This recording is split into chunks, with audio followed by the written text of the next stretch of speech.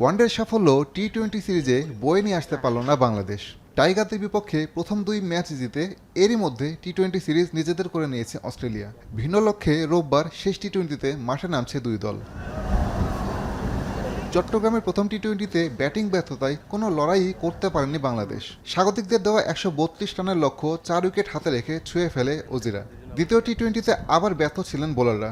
সফরকারীদের করা 196 রানের পার টপকাতে লম্বা সময় লড়াই থাকলেও শেষ পর্যন্ত আর পারেনি তাওহিদ হৃদয়ের দল। সিরিজ হারলেও শেষ টি-20তে জয় দিয়ে শেষ করতে চাইবে বাংলাদেশ। এক্ষেত্রে ব্যাট বল দুই ক্ষেত্রেই একসঙ্গে জ্বলে উঠতে হবে ক্রিকেটারদের। অন্যদিকে অস্ট্রেলিয়ার লক্ষ্য থাকবে আরেকটি জয় নিয়ে টাইগারদের হোয়াইট ওয়াশ করা। চলমান সিরিজে অস্ট্রেলিয়ার বড় ভরসার নাম ম্যাট রেনশো। দ্বিতীয় টি-20তে তার অপরাজিত 89 রানের ইনিংসেই জয়ের ভিত পায় অজিরা। অন্যদিকে দুটি ম্যাচেই দলকে ভালো শুরু এনে দিয়েছেন ওপেনার তানজিদ তামিম। এই ম্যাচে তার ভালো শুরুর পাশাপাশি লম্বা ইনিংসের দিকেও তাকিয়ে থাকবেন সমর্থকরা। শেষ ম্যাচে বাংলাদেশের একাদশে আসতে পারে একটি পরিবর্তন।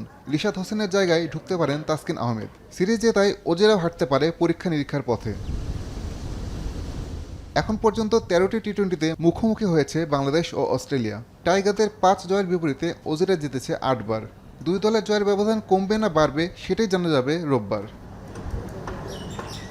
আসাদুজ্জামান লিটন, এখন।